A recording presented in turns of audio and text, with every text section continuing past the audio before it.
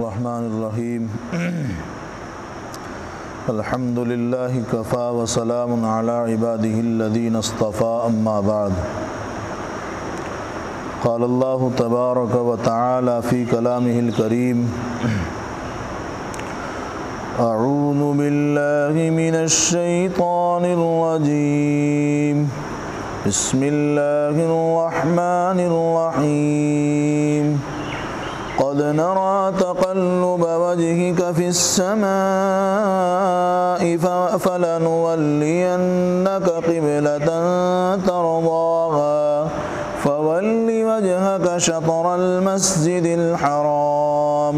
وحيث ما كنتم فولوا وجوهكم شطره وإن الذين أوتوا الكتاب ليعلمون أنه الحق من ربهم وما الله بغافل عما يعملون صدق الله العظيم قد نرى تقلب وجهك في السماء بے شک ہم دیکھتے ہیں بار بار اٹھنا تیرے منہ کا آسمان کی طرف فَلَنُوَلِّيَنَّكَ قِبْلَةً تَرْضَاهَا سو البتہ پھیریں گے ہم تجھ کو جس قبلے کی طرف تو راضی ہے فَوَلِّ وَجْهَكَ شَطْرَ الْمَسْجِدِ الْحَرَامِ اب پھیر منہ اپنا مسجد حرام کی طرف اور جس جگہ تم ہوا کرو پھیرو منہ اسی کی طرف وَإِنَّ الَّذِينَ أُوتُوا الْكِتَابَ لَيَعْلَمُونَ أَنَّهُ الْحَقُّ مِنْ رَبِّهِمْ اور جن کو ملی ہے کتاب البتہ جانتے ہیں کہ یہی ٹھیک ہے ان کے رب کی طرف سے وَمَا اللَّهُ بِغَافِلٍ عَمَّا يَعْمَلُونَ اور اللہ بے خبر نہیں ان کاموں سے جو وہ کرتے ہیں۔ اس سے پہلے بھی جب تحویل قبلہ کی آیات آئی تھی سَيَقُولُ السُّفَهَاءُ مِنَ النَّاسِ مَا وَلَّاهُمْ عَنْ قِبْلَتِهِمُ الَّتِي كَانُوا عَلَيْهَا یعنی سیقول کے پارے کی جو اولی آیات تھی اس میں اللہ تبارک و تعالیٰ نے تحویل قبلہ کے واقعے کو بیان فرمایا ہے۔ اب اس کے بعد اللہ تبارک و تعالیٰ ایک ایک کر کے بیان فرما رہے ہیں کہ کیوں اللہ تبارک و تعالیٰ نے تحویل قبلہ یعنی خانہ کعبہ کو چھوڑ کر بیت المقدس کو قبلہ بنانے کا حکم دیا، اور پھر کس طرح سے اللہ تبارک و تعالیٰ نے نبی پاک علیہ السلام کی چاہت اور آپ کی خواہش کے مطابق بیت المقدس کو چھوڑ کر خانہ کعبہ کو قبلہ بنانے کا حکم دیا ہے۔ واقعہ کچھ اس طرح سے ہے کہ جب اللہ تبارک و تعالیٰ نے نبی پاک علیہ السلام کو بیت المقدس کی طرف رخ کر کے نماز پڑھنے کا حکم دے دیا تو چونکہ اللہ کا حکم تھا تو انکار تو نہیں کر سکتے تھے۔ اللہ تبارک و تعالیٰ کے حکم کے مطابق آپ علیہ السلام نے مدینہ منورہ کے اندر ہجرت کے بعد جب آپ کو یہ حکم ملا کہ آپ بیت المقدس کی طرف رخ کر کے نماز پڑھیں، آپ علیہ السلام نے بیت المقدس کو قبلہ بنایا اور اس کی طرف رخ کر کے نماز پڑھنے لگے۔ لیکن دل کی چاہت اور دل کی خواہش یہ تھی نبی پاک علیہ السلام کی کہ ہمارا قبلہ جو ہمارے آباء و اجداد کا قبلہ رہا ہے وہی ہمارا بھی قبلہ ہونا چاہیے، یعنی خانہ کعبہ کو قبلہ بنانے کی خواہش نبی پاک علیہ السلام کے دل میں رہی، اور اسی اشتیاق میں اسی شوق میں نبی کریم صلی اللہ علیہ وسلم اسی امید میں بار بار آسمان کی طرف چہرہ مبارک کو اٹھایا کرتے تھے اور بار بار اپنی نگاہ مبارک آسمان کی طرف اٹھا کر کے دیکھا کرتے تھے کہ شاید اللہ تبارک و تعالیٰ کی طرف سے کوئی حکم آ جائے اور بیت المقدس کو چھوڑ کر خانہ کعبہ کو قبلہ بنانے کا حکم مل جائے۔ یہ آپ علیہ السلام کی قلبی اور دلی خواہش تھی، آپ کی بہت بڑی چاہت تھی کہ خانہ کعبہ ہی کو قبلہ بنایا جائے۔ بالآخر اللہ تبارک و تعالیٰ کو یہ ادا اتنی پسند آئی کہ اللہ تبارک و تعالیٰ نے آپ کی اس ادا کو اور آپ کے اس فعل کو، آپ کے اس امر کو قرآن کریم کے اندر ذکر کیا، اور اللہ تبارک و تعالیٰ پکار اٹھے اور کہنے لگے قد نرا تقلب وجہک فی السماء، کہ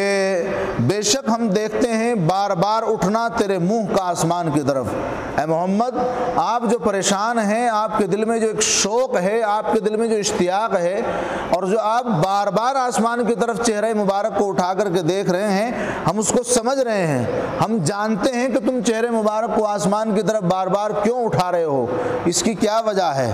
آگے اللہ تبارک و تعالیٰ نے پھر آپ علیہ الصلاۃ والسلام کو تسلی دینے کے لیے اور آپ علیہ الصلاۃ والسلام کی اس خواہش کو پورا کرنے کے لیے آگے ارشاد فرمایا ہے فَلَنُوَلِّيَنَّكَ قِبْلَةً تَرْضَاهَا، جو البتہ پھیریں گے ہم تجھ کو جس قبلے کی طرف تو راضی ہے۔ آپ علیہ الصلاۃ والسلام کی تسلی کے لیے اللہ تبارک و تعالیٰ نے کہا محمد پریشان نہ ہو، آپ ہمارے برگزیدہ پیغمبر ہیں، آپ ہمارے رسول ہیں، یقیناً جو ہمارا فرما بردار ہوتا ہے، جو ہمارا مطیع ہوتا ہے، ہم اس کی دلی خواہشات کو پورا کرتے ہیں۔ تو یہ آپ علیہ الصلاۃ والسلام کی دلی خواہش تھی کہ بیت اللہ کو قبلہ بنایا جائے، تو اللہ تبارک و تعالیٰ نے تسلی کے واسطے فرمایا کہ محمد آپ پریشان نہ ہوں، ہم آپ کو اسی قبلے کی طرف پھیر دیں گے جس کی طرف آپ چاہتے ہیں۔ یعنی خانہ کعبہ کو قبلہ بنانے کی آپ کے دل میں خواہش ہے تو آپ پریشان نہ ہوئیے گا، آپ بار بار آسمان کی طرف جو چہرہ اٹھا کر کے دیکھ رہے ہیں، آپ کی بے چینی کو، آپ کی تڑپ کو ہم سمجھ رہے ہیں، آپ اطمینان سے رہیے گا، ہم اسی قبلے کی طرف آپ کو پھیریں گے جس سے آپ راضی ہیں، یعنی خانہ کعبہ کی کوئی آپ کا قبلہ بنا دیا جائے گا۔ آگے پھر اللہ نے بھی زیادہ دیر نہ فرمائی فولی وجہک شطر المسجد الحرام، اب پھیر منہ اپنا خانہ کعبہ کی طرف۔ اللہ تبارک و تعالیٰ نے حکم دے دیا کہ مسجد حرام کی طرف رک کر کے اب نماز پڑھنا شروع کرو جس جگہ بھی تم ہو۔ اور یہ حکم دیا اللہ تبارک و تعالیٰ نے، یہ نہیں کہ جو آدمی مکہ المکرمہ کے اندر ہو یا مدینہ منورہ کے اندر ہو یا جو مسجد حرام کے ارد گرد ہو، صرف وہی انسان خانہ کعبہ کی طرف اور مسجد حرام کی طرف رک کر کے نماز پڑھے گا، نہیں، بلکہ اللہ تبارک و تعالیٰ نے آگے ارشاد فرمایا ہے وَحَيْثُ مَا كُنْتُمْ فَوَلُّوا وُجُوهَكُمْ شَطْرَهُ، قیامت تک آنے والی امت کے واسطے یہ بات لازم کر دی گئی، ضروری کر دی گئی، اور دنیا کے کسی بھی کونے کے اندر بسنے والے ہر فرد و بشر اور مسلمان کے واسطے یہ بات لازم اور ضروری کر دی گئی کہ آپ دنیا کے کسی کونے میں بھی ہوں، آپ جس جگہ پہ بھی ہوں، کہیں بھی ہوں، فضاؤں میں ہوں، صحراؤں میں ہوں، چاہے آپ چٹیل میدانوں کے اندر ہو، بلڈنگوں کے اندر ہو، بیابان میں ہو، جنگلوں میں ہو، جس جگہ پہ بھی آپ ہوں، اللہ تبارک و تعالیٰ نے ارشاد فرمایا وَحَيْثُ مَا كُنْتُمْ، تم جہاں بھی ہو، جس جگہ پہ ہو، فَوَلُّوا وُجُوهَكُمْ شَطْرَهُ، نماز کے وقت میں تم اپنے چہرے کو اسی کی طرف کیا کرو، چاہے آپ دنیا میں کسی بھی جگہ پر ہوں۔ اب ہر ایک کے واسطے لازم اور ضروری کر دیا گیا، آپ کی دلی خواہش کو پورا کرنے کے لیے ایسی دلی خواہش اللہ تبارک و تعالیٰ نے آپ علیہ الصلاۃ والسلام کی پوری کی کہ قیامت تک آنے والی امت کے لیے اس بات کو لازم اور ضروری کر دیا کہ خانہ کعبہ ہی کو قبلہ بنا دیا گیا ہے، اور یہ بات لازم کر دی گئی ہے دنیا میں بسنے والے تمام مسلمانوں کے لیے کہ وہ کہیں بھی ہوں، کس جگہ بھی ہوں، کسی شہر کے ہوں، کسی ملک کے ہوں، جب وہ نماز پڑھیں گے تو اپنا چہرہ خانہ کعبہ کی طرف کریں گے۔ یہ اس طرح سے اللہ تبارک و تعالیٰ نے آپ علیہ الصلاۃ والسلام کی دلی خواہش کو پورا فرمایا ہے۔ آگے اللہ تبارک و تعالیٰ ارشاد فرماتے ہیں وَإِنَّ الَّذِينَ أُوتُوا الْكِتَابَ لَيَعْلَمُونَ أَنَّهُ الْحَقُّ مِنْ رَبِّهِمْ، اور جن کو ملی ہے کتاب البتہ جانتے ہیں کہ یہی ٹھیک ہے ان کی رب کی طرف سے، وَمَا اللَّهُ بِغَافِلٍ عَمَّا يَعْمَلُونَ، اور اللہ بے خبر نہیں ان کاموں سے جو وہ کرتے ہیں۔ یعنی جو لوگ اس بات کو جانتے ہیں کہ اللہ تبارک و تعالیٰ نے ان کو جو کتاب دی ہے وہ بالکل صحیح ہے اور حق ہے اور ٹھیک ہے، ان کے رب کی جانب سے جو کتاب ملی ہے وہ صحیح اور سچی ہے، اور اللہ تبارک و تعالیٰ کسی کے بھی معاملے سے بالکل بھی غافل نہیں ہیں کہ یہ حکم بالکل ٹھیک ہے اور ان کے پروردگار ہی کی طرف سے ہے، مگر عناداً مانتے نہیں۔ بہت سے لوگ ایسے تھے کہ جن کو پتہ تھا یہ کتاب صحیح ہے، درست ہے، اللہ تبارک و تعالیٰ کی طرف سے بھیجی گئی سچی کتاب ہے، لیکن عناد اور ضد اور ہٹ کی وجہ سے وہ مانتے نہیں تھے۔ اور اللہ تبارک و تعالیٰ ایسا نہیں ہے کہ ان کی کارروائیوں سے واقف نہیں ہے، اللہ تبارک و تعالیٰ ان کی ہر ایک طرح کی کارگزاری سے، ہر ایک کارروائی سے یقیناً واقف ہے۔ آگے مفسرین کرام نے ذکر کیا ہے کہ اس آیت کے پہلے جملے میں رسول کریم صلی اللہ علیہ وسلم کے اشتیاق کعبہ کا ذکر ہے، یعنی اس آیت کے جو آیت تلاوت کی گئی ہے، اس آیت میں نبی پاک علیہ السلام کی دلی تمنا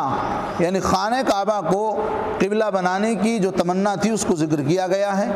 اس اشتیاق کے مختلف وجوہ بیان کی گئی ہیں کہ آپ علیہ السلام کی یہ طبعی اور دلی خواہش کیوں تھی،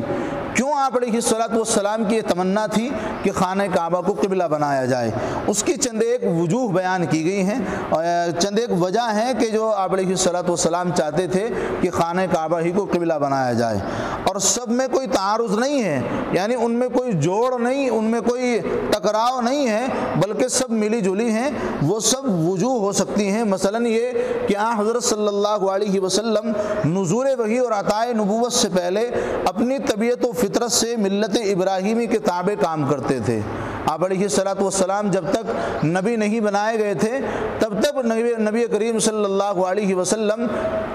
حضرت ابراہیم علیہ السلام کی ملت اور انہی کے دین کے مطابق کام کر رہے تھے۔ جو دین حضرت ابراہیم علیہ السلام کو دیا گیا تھا اسی دین پر چل کر کے کام کر رہے تھے اور اسی کی اتباع فرما رہے تھے۔ تو چونکہ آپ علیہ السلام کی طبیعت اور فطرت حضرت ابراہیم علیہ السلام کے دین کے مطابق بنی ہوئی تھی، اور نزول وحی کے بعد قرآن کریم نے بھی آپ علیہ السلام کی شریعت کو ملت ابراہیم کے مطابق قرار دیا، اور مزید تصدیق ہو گئی، اور مزید دل کے اندر حضرت ابراہیم علیہ السلام کی ملیت اور آپ کے دین کی محبت آپ علیہ السلام کے دل میں بیٹھ گئی۔ یعنی کہنے کا مقصد یہ ہے کہ جب تک آپ علیہ السلام کو نبوت عطا نہیں کی گئی تھی تب تک نبی کریم صلی اللہ علیہ وسلم حضرت ابراہیم علیہ السلام کے دین کے مطابق چلتے رہے ہیں، اور یہ تب تک کی بات ہے جب تک آپ کو نہ نبوت ملی، نہ آپ کے اوپر وحی کا سلسلہ شروع ہوا، نہ آپ کے اوپر قرآن کریم نازل کیا گیا۔ لیکن جب قرآن کریم آپ علیہ السلام کے اوپر نازل ہوا ہے تو اس وقت میں بھی قرآن کریم نے مزید تصدیق فرمائی ہے، اور قرآن کریم نے کہا ہے کہ محمد کا دین حضرت ابراہیم علیہ السلام کے دین سے ملا جلا ہے۔ محمد کا دین ابراہیم کے دین کے مطابق ہے، اور قرآن کریم نے جب حضرت ابراہیم کے دین کے مطابق محمد کے دین کو قرار دیا، اور حضرت ابراہیم اور اسماعیل علیہ السلام کا قبلہ بیت اللہ تھا۔ اب حضرت ابراہیم علیہ السلام نے تو اس کو تعمیر کیا تھا، دوبارہ سے اثرین حضرت ابراہیم علیہ السلام نے بیت اللہ کو تعمیر کیا تھا، تو وہی حضرت ابراہیم علیہ السلام کا قبلہ تھا، اور اس لیے آپ علیہ السلام کی دلی خواہش یہی تھی کہ آپ کا اور مسلمانوں کا قبلہ بھی وہی کعبہ یعنی بیت اللہ قرار دے دیا جائے۔ کیوں؟ اس لیے کہ جب تمام کام حضرت ابراہیم علیہ السلام کی ملیت کے مطابق ہو رہے ہیں، آپ کے دین کے مطابق ہو رہے ہیں، ہمارا دین بھی حضرت ابراہیم علیہ السلام کے دین کے مطابق ہے، تو حضرت ابراہیم علیہ السلام کا قبلہ جو تھا وہ خانہ کعبہ تھا، تو کیوں نہ ہمارا قبلہ خانہ کعبہ کیا جائے؟ جب تمام کام حضرت ابراہیم کے دین کے مطابق ہیں تو یہ ایک کام سے ہمیں کیوں جدا کیا جا رہا ہے؟ یہ ایک کام سے ہمیں کیوں جدا کیا جا رہا ہے؟ ہمیں خانہ کعبہ ہمارا قبلہ بھی خانہ کعبہ اور بیت اللہ ہی کو بنانا چاہیے اور اسی کو قرار دے دینا چاہیے۔ یہ وجہ تھی کہ قبائل عرب بھی چونکہ ملت ابراہیمی کو کم از کم زبان سے مانتے تھے اور اس کی پیروی کے مدعی تھے، کعبے کے قبلہ مسلمین ہو جانے سے ان کے اسلام کی طرف مائل ہو جانے کی توقع تھی، اور سابق قبلہ یعنی پہلا قبلہ بیت المقدس میں جو موافقت اہل کتاب کی توقع کی جا سکتی تھی وہ 16-17 مہینے کا عمل ہے کہ 16-17 مہینے کے بعد وہ عمل بھی نبی پاک علیہ السلام سے منقطع کر دیا گیا تھا۔ یعنی 16-17 مہینے تک بخاری کی روایت روایت کے مطابق آپ علیہ الصلوۃ والسلام کو حکم رہا ہے کہ آپ 16-17 مہینے تک بیت المقدس کی طرف جو فلسطین کے اندر واقع ہے اس کی طرف رک کر کے نماز پڑھنے کا حکم رہا ہے۔ باقی آپ علیہ الصلوۃ والسلام کی چاہت کے مطابق آپ کا پھر قبلہ خانہ کعبہ کو کر دیا گیا ہے، اور آپ کی یہ خواہش کیوں تھی وہ بتا دیا گیا۔ چونکہ ہمارا دین حضرت ابراہیم علیہ الصلوۃ والسلام کے دین کے مطابق تھا، آپ علیہ الصلوۃ والسلام نبوت سے پہلے بھی حضرت ابراہیم کے دین کے مطابق چلتے تھے،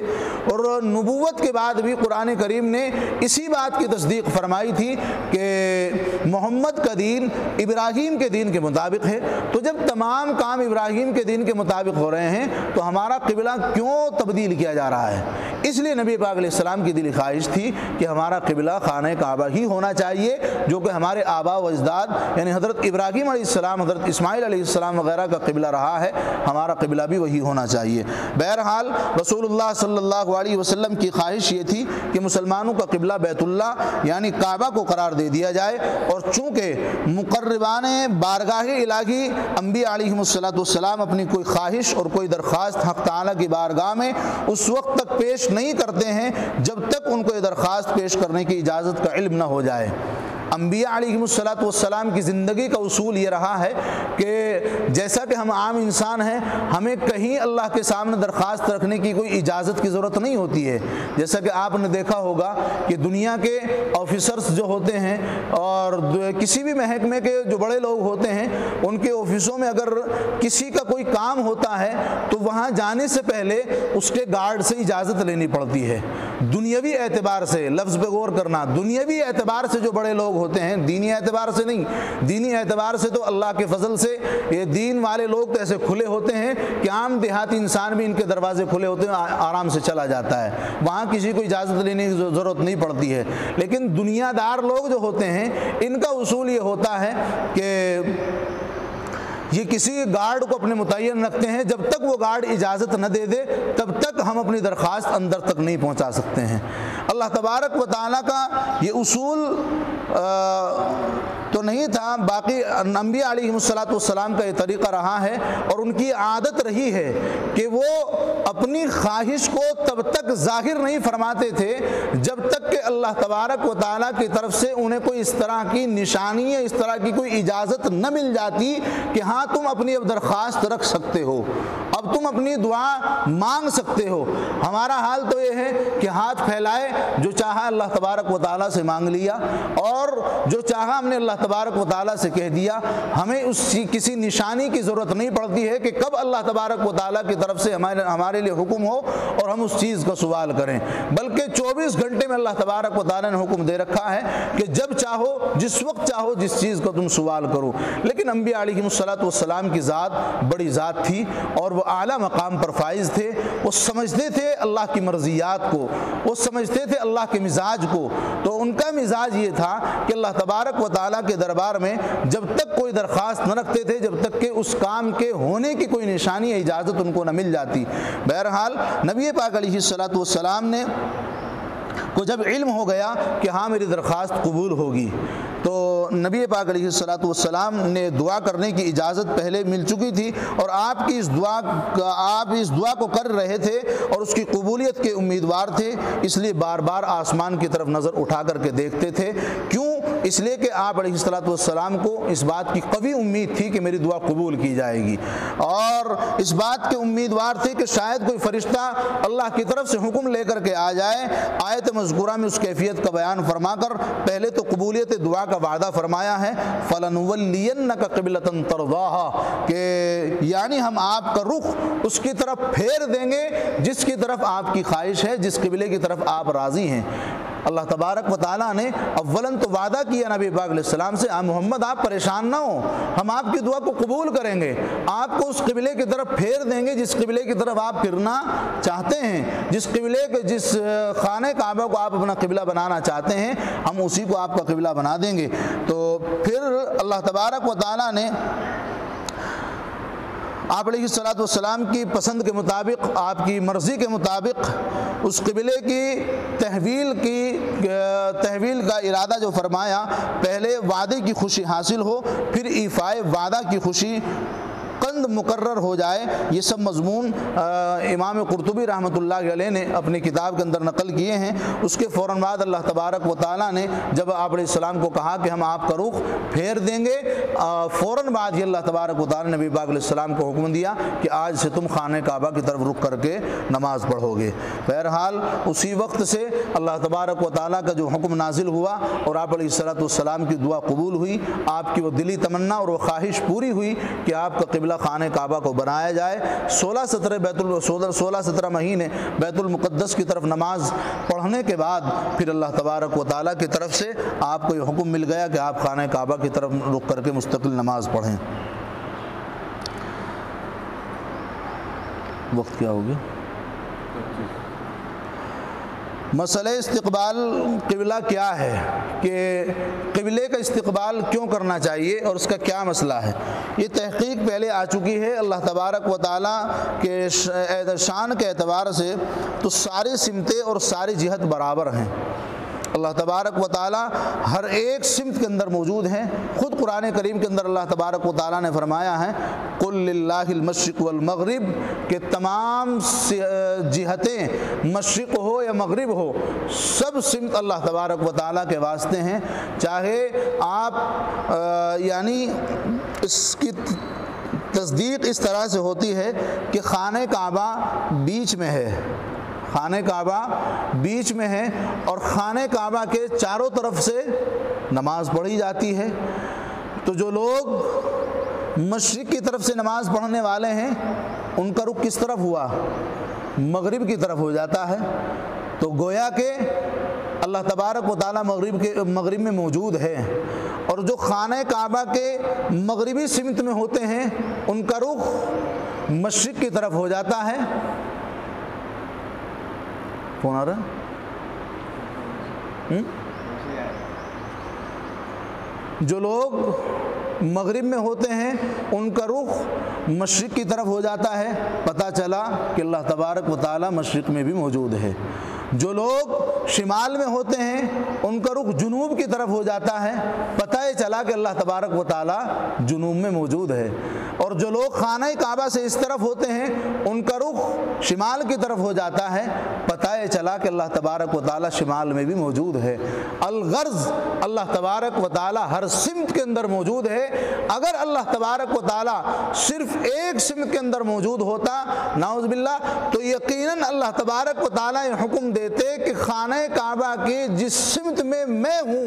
چاہے وہ مشرق ہوتی یا مغرب ہوتی،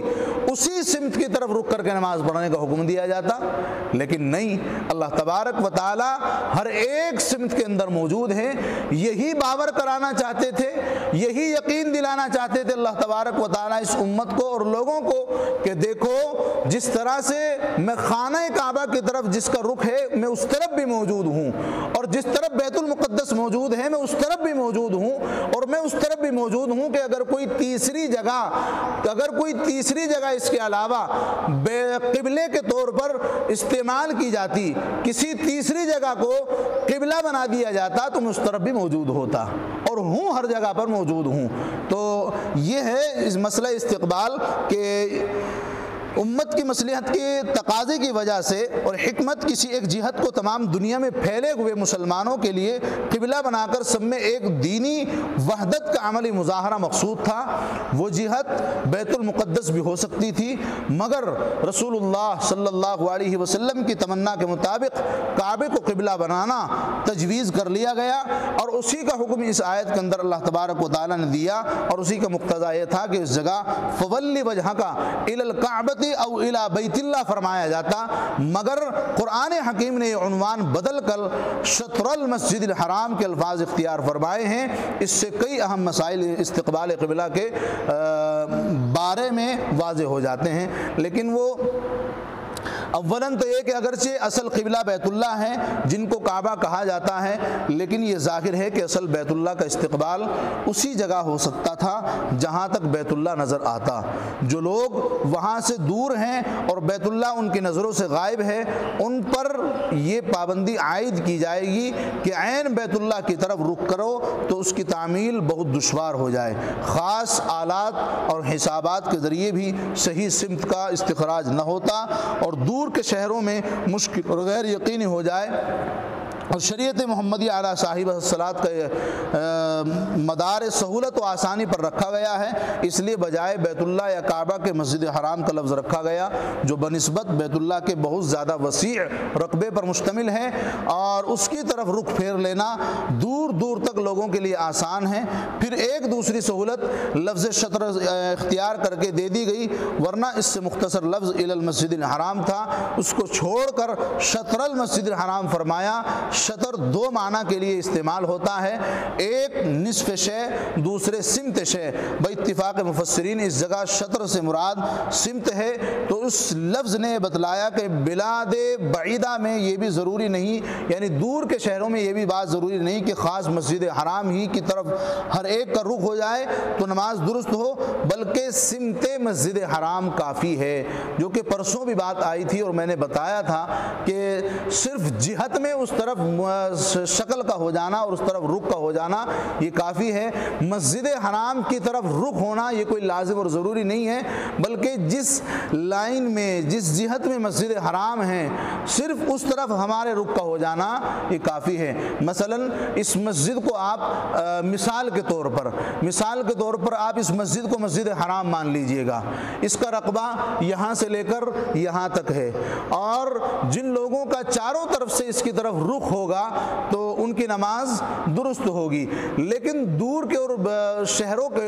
شہر والوں کے لیے یہ بات ایک نامناسب سی ہوگی اور بہت مشکل ہوگی کہ ہر ایک کا ٹھیک اسی کی سمت میں چہرہ ہو جانا، یعنی جتنی چوڑائی اس کی ہے اتنی چوڑائی تک دنیا کے لوگ کھڑے ہو جائیں، یہ تو بہت نامناسب سا ہے۔ بلکہ اب یہ دیکھا جائے گا کہ یہ مسجد حرام یہ جس جگہ پر واقع ہے اب وہاں تک دور تک پوری عمری کو پار کر جائیے گا، اور آگے جہاں تک بھی ہو سکتا ہے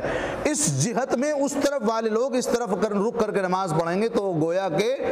مسجد حرام کی طرف رک کر کے نماز پڑھ رہے ہیں۔ ادھر والے جتنی یہ چوڑی مسجد ہے اس کے علاوہ جہاں تک دور تک نگاہ چلی جائے وہیں تک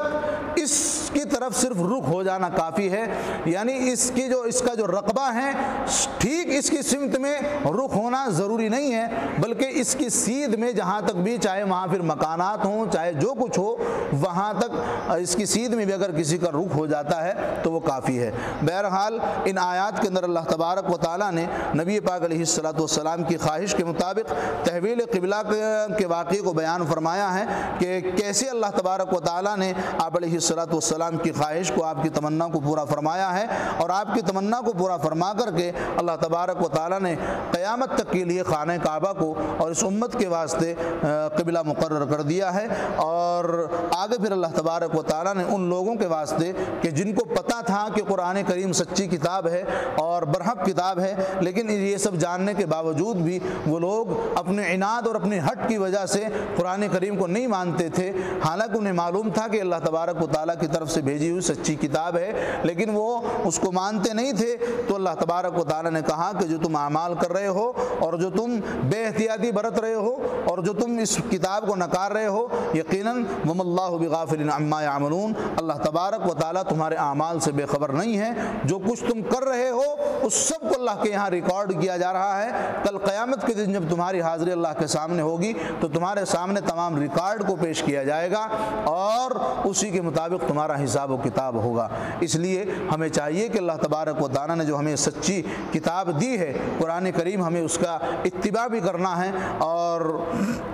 اسی کے مطابق ہمیں اپنی زندگی کو ڈھالنا ہے اور بنانا ہے، اور ہمیں یہ بات ہمیشہ یاد رکھنی ہے کہ اللہ تبارک و تعالی ہمارے اعمال سے غافل نہیں ہے۔ ہم جو غلط کر رہے ہیں وہ بھی اللہ کے یہاں درج کیا جا رہا ہے، جو ہم صحیح کر رہے ہیں وہ بھی اللہ کے یہاں درج کیا جا رہا ہے۔ اگر کوئی گناہ سرزد ہوتا ہے اسے بھی اللہ ریکارڈ کرتے ہیں، اگر کوئی اچھا اور نیک کام کرتا ہے اللہ تبارک و تعالی اس کو بھی ریکارڈ فرماتے ہیں۔ اس لیے اللہ تبارک و تعالی کے یہاں جا کر کے ہر ایک کو اپنے اچھے برے کی سزا اور جزا کا بھگتنا پڑے گا۔ ہمیں چاہیے کہ ہم اللہ کے